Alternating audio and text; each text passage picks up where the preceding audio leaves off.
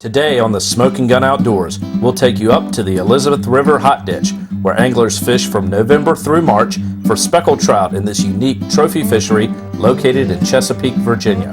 We will also take you to the office of the Virginia Saltwater Fishing Tournament, where guest host Al Bonnell interviewed Claude Bain regarding the stock, migration patterns, and habits of speckled trout in the Chesapeake Bay.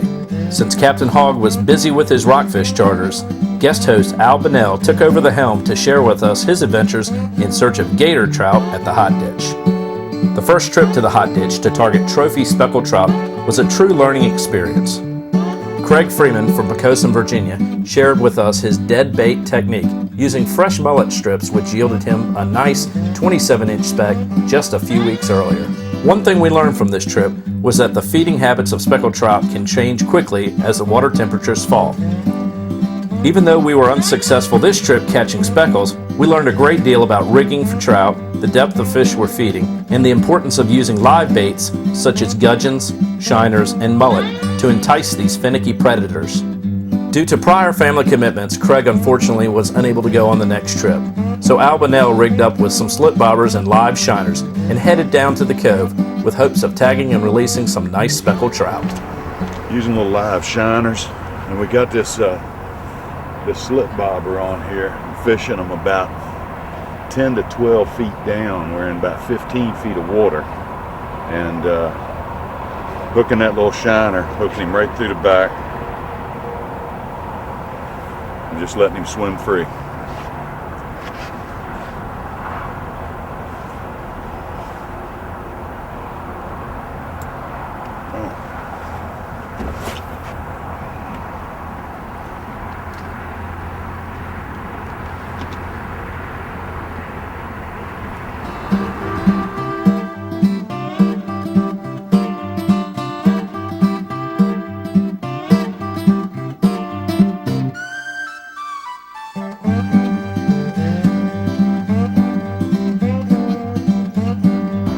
Bit better fish. There we go. There we go. A trophy speckled trout in Virginia is 5 pounds or 24 inches for a release.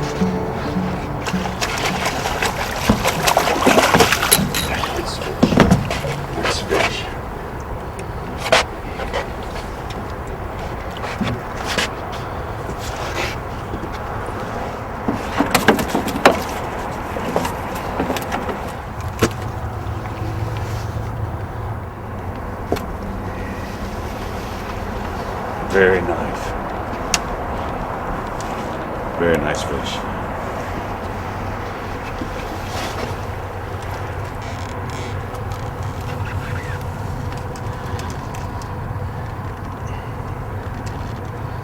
"24 inches.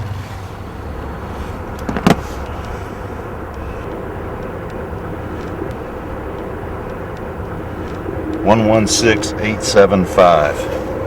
116,875. He's 24 inches long. He's tag number 116,875. Speckled trout up in the Hot Ditch, back in the cove. Nice fish. Real nice fish.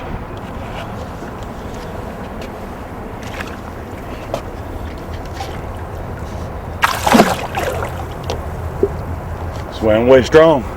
Pretty fish, pretty fish. Y'all grab a cup of coffee. We'll be right back with more Smokin' Gun Outdoors. We're in the office of the Virginia Saltwater Fishing Tournament with Claude Bain, who also manages the Virginia Gamefish tagging program. Claude, thanks for having us in today. Well, thanks. I appreciate being here. I manage it with John Lucy at VIMS. There are actually two of us that work on the tagging program. Well, you guys have been doing this for some time now. I mean, how long has the program been active? The tagging program started in 1995, so we're entering our 12th year of tagging fish, and speckled trout have been part of the tagging program since the inception.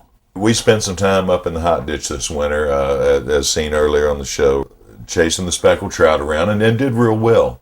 And what has been your experience? Is there a pattern of the fish coming in at specific times of the year or exiting at specific times of the year? Well, I don't think we really know what goes on in the ditch. One of the things we're trying to do is get some of that information as we tag these animals in the ditch. I do know that in terms of catches, November, December, January, February tend to be the peak for the speckled trout fishery in there. What happens year to year varies. Some years November is good, some years December, some years January. Sometimes there are three little peaks in there, and Right. I don't think we really know where these fish are coming from or really anything about them.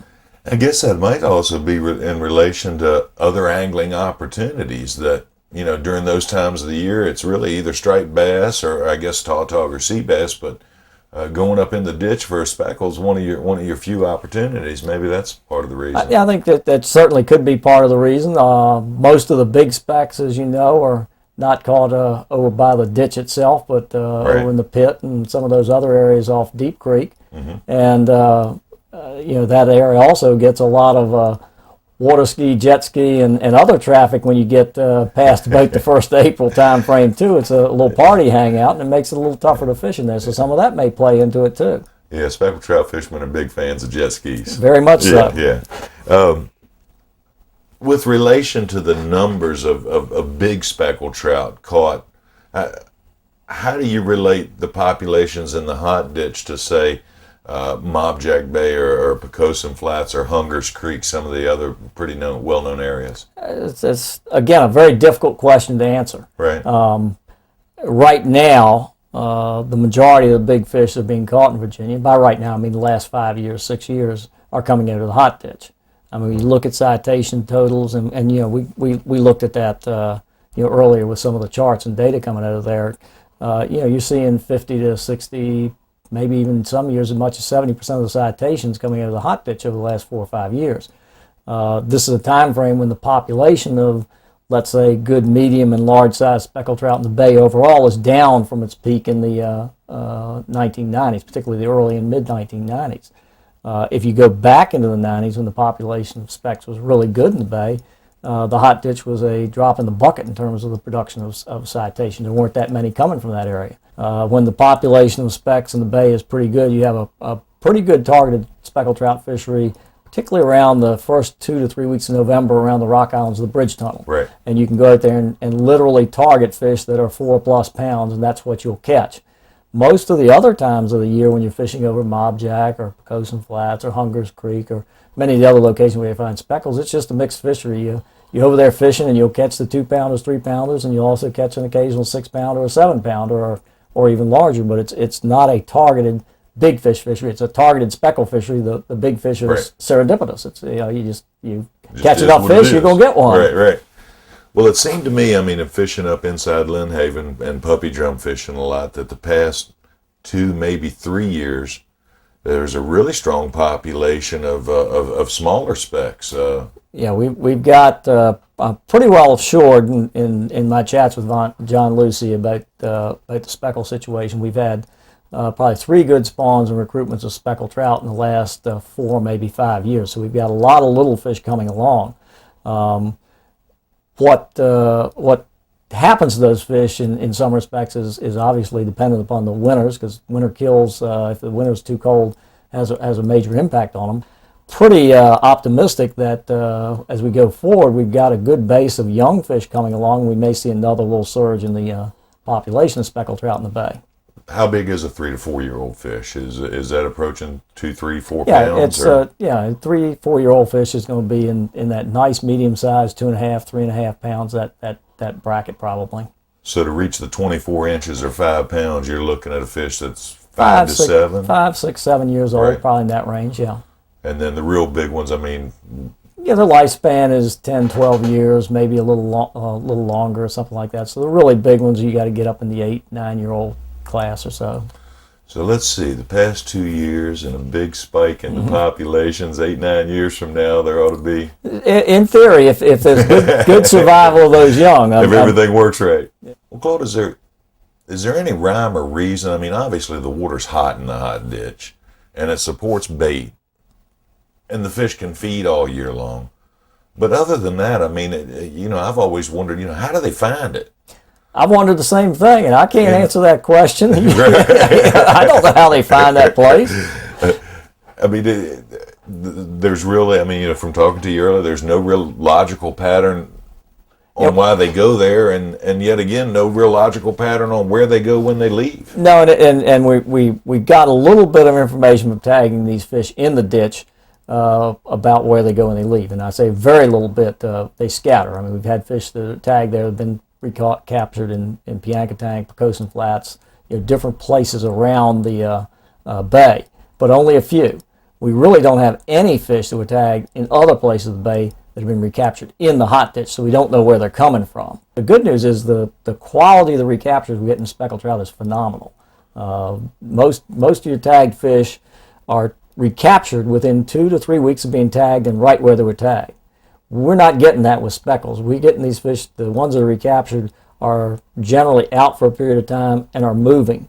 We had a bunch of these little fish tagged in 2004 and 2005, for example, and we've gotten probably 20 recaptures from all over the east coast of North Carolina from those tagged fish. Well, you were telling me, I mean, that they're on a mission. When they're leaving, they're rolling. Yeah, they can. I mean, it's truly amazing what can happen with any of these little animals when they put their mind to migrating. I mean, speckled trout are notorious south of Cape Fear for being non-migratory, literally not moving at all during their entire life. I mean, you look at a fish in Florida that was spawned in the Indian River of Florida, it's going to spend its whole life in the Indian River of Florida. So right. The traditional lore or wisdom with most of the population is it's non-migratory. You get up here with the cold water, they have to migrate to survive. Right. And the speed at which they can move is astounding. We had that one fish that took 5 days to move from the Sandbridge Surf to Swan Quarter all the way across to the western side of Pamlico Sound. The fish moved more than 20 miles a day. That's moving fast. That's rolling. That's rolling for a speckle. I don't know that I could move 20 miles a day on foot. Now, these fish, I mean, obviously, they're large fish. They're going to be breeders, but you're always worried about how many are killed in there and that it's a limited stock in the hot dish, that after a certain period of time, there's not going to be any more coming in, and if people are catching them and killing them, there's a possibility that they might all be gone. Is that a concern and its effect on the rest of the population of speckled trout throughout the bay? No, I don't think so. I mean, it's obviously a population of big fish that will breed. It's certainly not any major proportion of the breeding population of the Chesapeake Bay as a whole, so I don't think that's an issue. Certainly, if you've got a population of fish in a relatively small area and you're not getting continued migration in, i.e. once you get the fish that are going to winter there, I think you could probably get to a point where you catch a lot of the fish that are going to be in the hot ditch for the winter. You'll pare that population down, but in terms of affecting the overall population of the bay, I really don't see that's a big issue. Well, Claude, I sure appreciate you taking the time and having us in. It's great information, and the program, I'm sure you've seen a lot of useful information coming out of it, and hopefully it'll help us do what we do too. It's fun working with the tagging program and getting this information. It never ceases to amaze me what these animals do. Well, that's a neat little evolution of your job and your position here, from the saltwater tournament to the tagging program. I mean, it's a natural fit, though. Yeah. Well, good. Well, thank you very much. Hopefully we'll have more tags for you shortly. Don't go away. Don't do it. I mean it. Smokin' Gun Outdoors will be right back.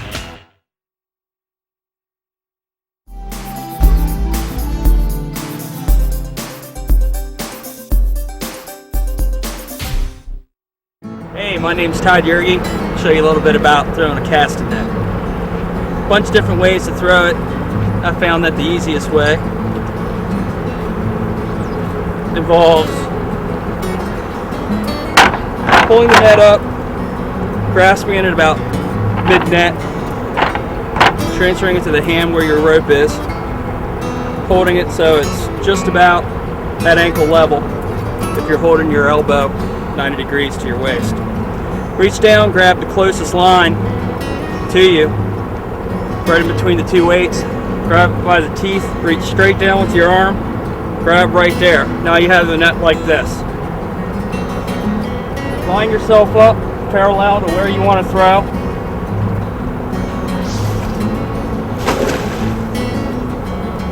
Release. Sort of like throwing a frisbee. Pull in, raise up. The reason why we're using the mullet in this particular area more than most is because of the warm water in here, the mullet congregate. And so naturally it's the meal of choice for most of the speckled trout that swim in here.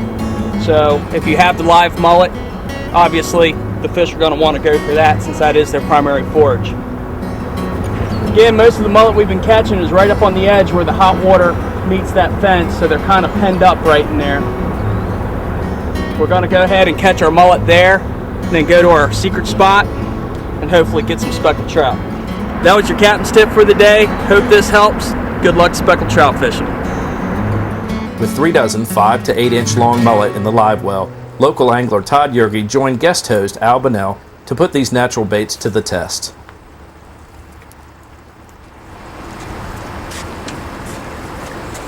Keeping a close eye on the bobbers, Todd notices his bobber take a nosedive and reaches for the rod to set the hook. Get it. There it is.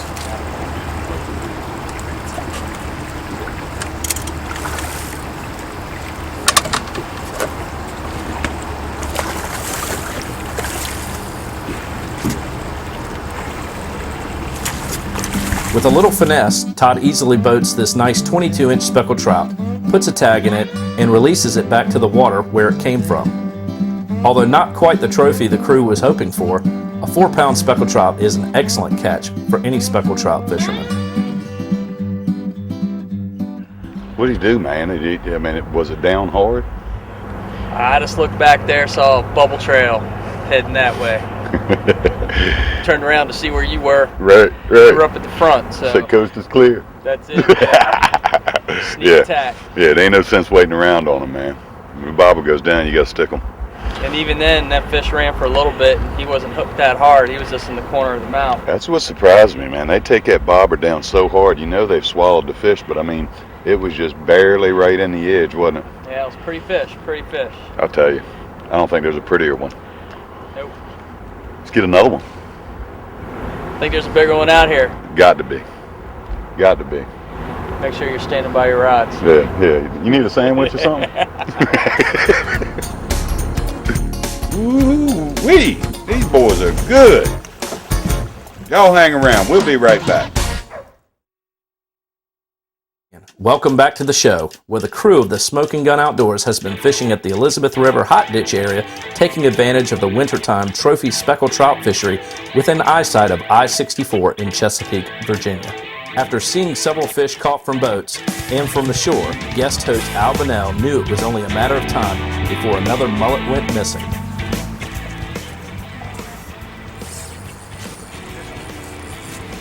Nice fish. Look big net?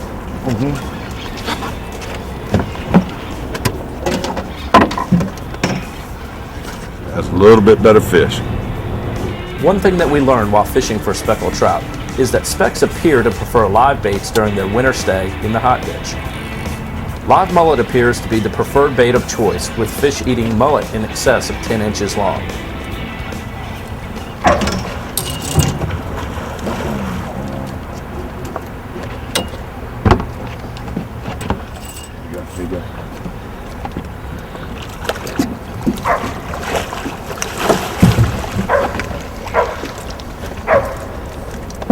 Now that's a nice fish. Pretty fish, pretty fish. Ah, yeah. Pretty fish. Ah, yeah, that's right, baby.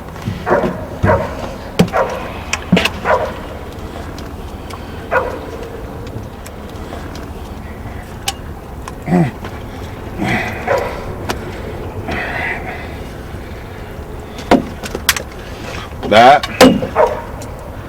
is number 25 for the master angler. Pretty fish up in here in the hot ditch. Pretty Caught fish. him on the mullet. Caught him on the mullet. Let's measure him. Speckled trout in excess of 6 pounds are generally referred to as gator trout. 27 inches. 27. Outstanding. Outstanding. 116873.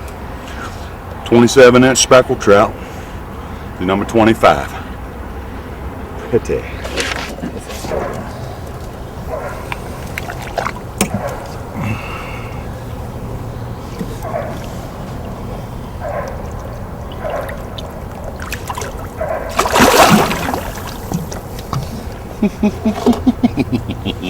Pretty work. Yeah. Pretty work. All right, all right.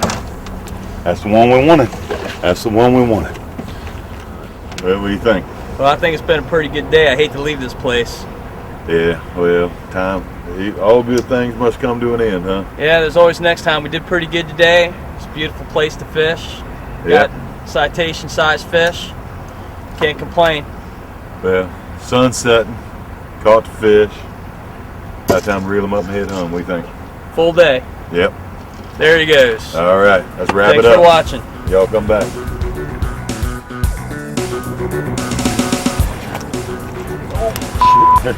He did not just get off. Ain't easy being out today.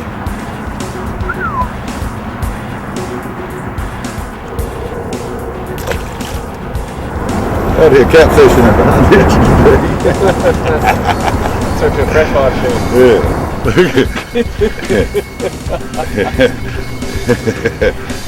That's got to win something. No. Smoking gun outdoors. Fun. Ain't none better.